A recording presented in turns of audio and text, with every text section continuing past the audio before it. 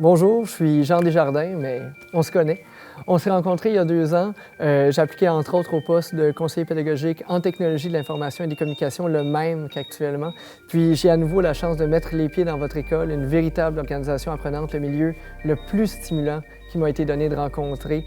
Il arrive fréquemment que je parle avec envie de votre école et j'aurai enfin la chance d'en faire partie. Je vais en faire partie parce que je crois que j'ai des qualités de pédagogue et de technopédagogue qui seraient vraiment utiles à votre école. Il y a toutes sortes de belles choses qui sont faites dans votre milieu. Je pense entre autres à Caroline Etu, qui est une des pionnières du Québec du format de classe renversé, qui est une des tendances actuellement.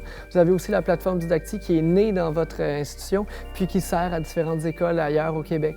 De plus en plus, l'école utilise les appareils que l'élève possède. Bien, vous, ça fait longtemps que vous avez compris ça, qu'un cellulaire pour un élève, oui, c'est une façon ludique de communiquer, mais c'est également une façon de partager des grandes idées si on s'en sert pour apprendre.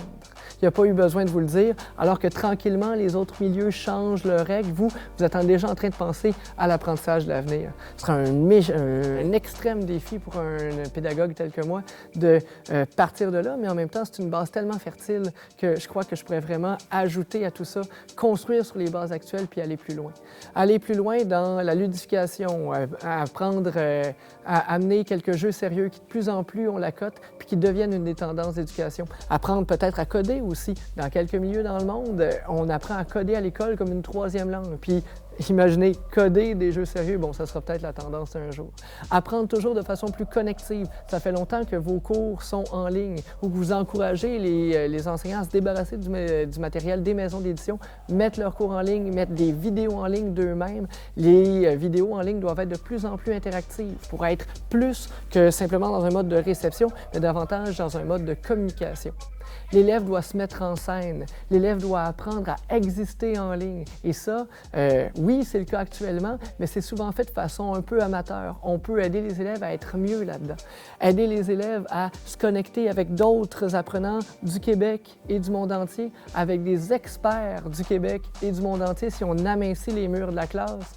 Je crois que ça, c'est des défis de l'apprentissage connectif, qui est une des choses qui est nécessaire. On a cherché pendant 2500 ans la bonne façon d'apprendre. Il semble qu'on est en train d'y toucher. Un apprentissage hybride, moitié en présence, moitié en réseau. Un apprentissage qui parfois nécessite la rétroaction immédiate. Les outils permettent ça. Les outils permettent de différencier l'enseignement et puis de donner feedback, rétroaction à l'élève, également de lui permettre de se connecter, également de faire des apprentissages qui vont lui durer toute sa vie parce qu'une fois qu'on a appris à apprendre, bien, on est libre.